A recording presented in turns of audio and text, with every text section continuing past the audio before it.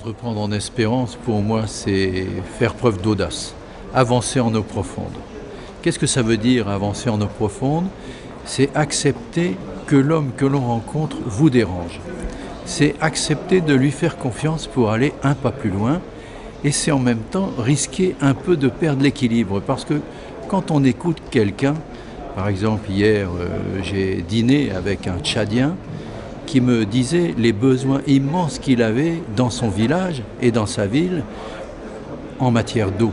Les jeunes filles vont chercher l'eau loin de la maison, à 7 km, et le portent, elles reviennent fatiguées et ne vont pas à l'école.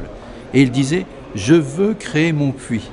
Mais en même temps, écoutant cet homme et cette misère extrême, qui nous montrait aussi l'école du village qui n'était qu'une case, on se rendait compte de son immense pauvreté en moyens, mais l'écouter nous emmène dans une situation à risque.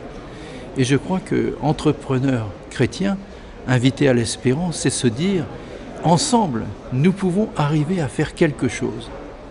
Et ce matin, nous entendions des jeunes en difficulté pour l'insertion, ils ne trouvaient pas de stage, ils ne trouvaient pas de contrat en alternance, et nous disions, le jeune, à sa représentation, il sort d'université, les bancs étaient ouverts et libres, il a vécu en pleine liberté dans son nouvel horizon de jeunes de la génération Y, et l'entreprise a ses modèles et ses schémas, et il doit entrer dans ces schémas et ces canons.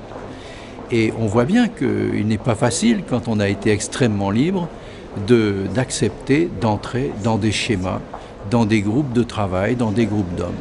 Et pourtant, pour eux, comme pour les entrepreneurs qui auront l'audace de leur faire confiance, il y a une belle aventure qui se propose, une belle aventure d'espérance et un bon projet à gérer ensemble et à vivre ensemble. L'espérance est une immense chose, et je crois que dans ma vie, il me semble que les échecs, on n'en parle pas souvent dans cette société de confort et de sécurité, les échecs ont été des occasions d'entrer en espérance. C'est très étonnant de le dire, mais même le fait de perdre un enfant, comme nous l'avons eu, nous a obligés à revoir nos schémas, à revoir notre manière de vivre, à revoir comment nous allions conduire la famille, conduire l'entreprise et la transmettre. Donc entrer en espérance, c'est accepter qu'un événement vous touche, voire vous bouleverse, pour vous faire entrer dans l'espérance.